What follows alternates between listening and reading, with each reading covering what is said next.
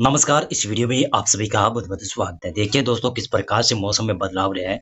यहाँ पर देखेंगे तो ये पूर्वी भारत के ऊपर किस प्रकार से बरसात की संभावना बनी हुई है, जिसमें झारखंड, पश्चिमी बंगाल की क्षेत्र है, उड़ीसा, छत्तीसगढ़ का क्षेत्र है।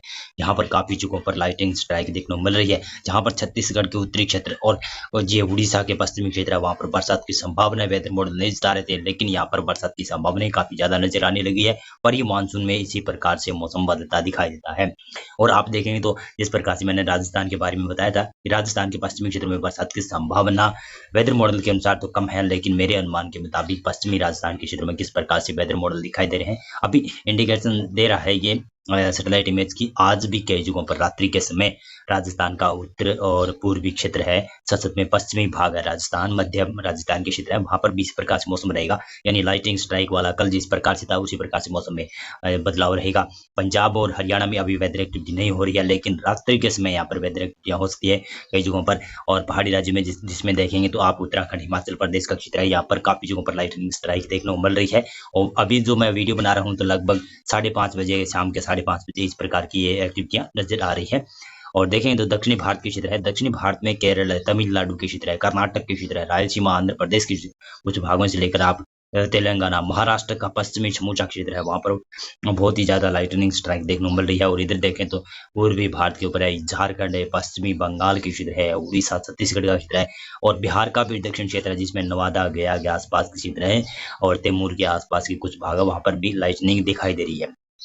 अभी उत्तर प्रदेश में लाइटनिंग नहीं है, लेकिन उत्तर प्रदेश के चंदौली, भदोही, वाराणसी के आसपास भी कुछ देर के बाद में लाइटनिंग स्ट्राइक देखने को मिल सकती है। और यहाँ पर इस प्रकार से ये बादल बढ़ सकते हैं। और ये जो राजस्थान के पश्चिमी क्षेत्रों की तरफ बने हुए बादल हैं, ये भी लगभग कहूँ तो पंजाब, हरियाणा की तरफ बढ़ेंगे। काफी ज्यादा थोड़ा सा और सक्रियता इनकी रहेगी और उत्तर राजस्थान और पूर्वी राजस्थान के ऊपर भी शायद ये लाइटनिंग स्ट्राइक के साथ में बरसात दे सकते हैं। चलिए जान लेते हैं अब किस प्रकार से मौसम रह सकता है आगे आने वाले कुछ दिनों। सबसे पहले बात की जाए तो कल किस प्रकार से मौसम रहेगा, 12 मई को किस प्रकार से मौसम वेदर मॉडल के अनुसार रह सकता है।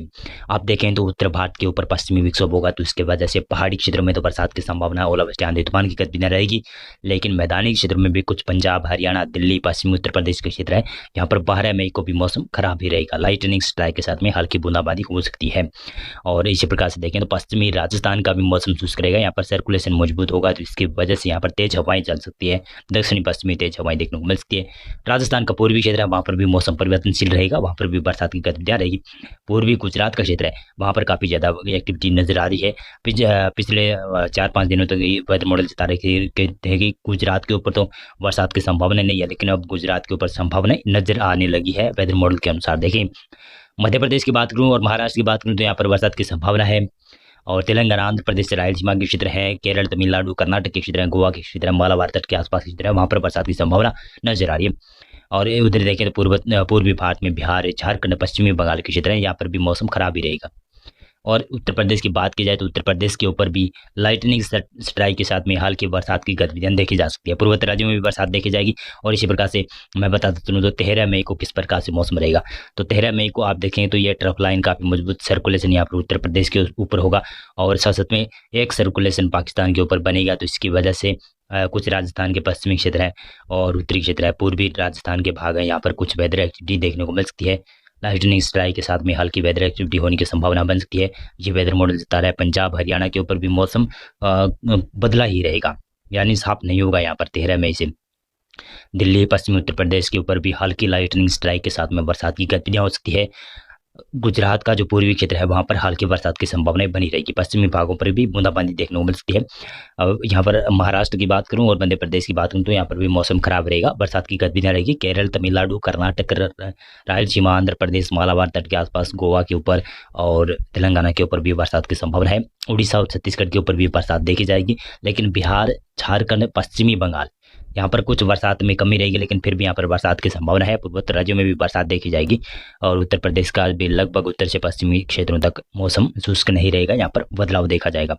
14 मई को उत्तर भारत से धीरे धीरे कर मौसम शुष्क होता हुआ दिखाई दे रहा है, जिसमें गिलगित, लद्दाख, जम्मू कश्मीर, हिमाचल प्रदेश की क्षेत्र है और उत्तराखंड की क्षेत्र है, यहाँ पर मौसम पहाड़ी राज्यों में शुष्क हो जाएगा। मैदानी क्षेत्र में भी धीरे धीरे कर मौसम शुष्क हो जाएगा।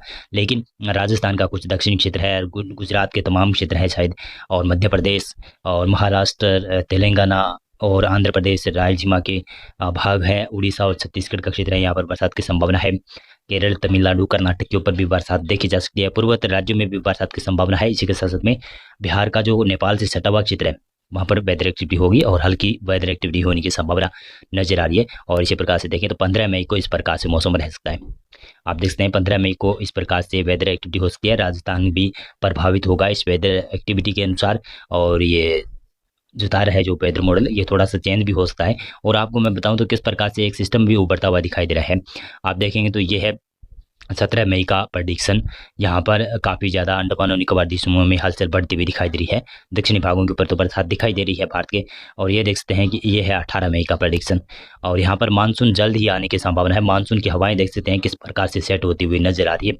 लगातार हवाएं यहाँ पर दक्षिणी पश्चिमी मानसून की हवाएं बंगाल की खाड़ी में दाखिल हो रही है और यही ज़्यादातर मानसून का रूप ले लेगी अब आगे आने वाले कई दिनों में। और देखेंगे तो ये है आपका 19 मई का प्रडिक्शन। यहाँ पर दिखाई दे रहा है कि ये काफ़ी जगहों पर अंडमान और निकोबार द्वीप समूह में काफ़ी जगहों में भारी बरसात की गतिविधियाँ होगी। तो इसी के साथ साथ में यहाँ पर अंडमान और निकोबार द्वीप समूह में ये घोषणा भी हो सकती है कि 23 मई को मानसून अंडमान और निकोबार के ऊपर पहुंच जाएगा, क्योंकि उससे पहले भी काफ़ी ज़्यादा बरसात की गतिविधियाँ होगी। और दक्षिणी भारत का क्षेत्र है, यहाँ पर भी बरसात की गतिविधियाँ होगी। तो यहाँ पर सामान्य जो तिथि है 1 जून, उससे पहले ही पहुंचने की संभावना नजर आ रही है। पूर्वोत्तर राज्यों में भी देखेंगे कई जगहों पर भारी बरसात की गतिविधियां हुई, यहाँ पर भी जल्द ही मानसून दाखिल हो सकता है।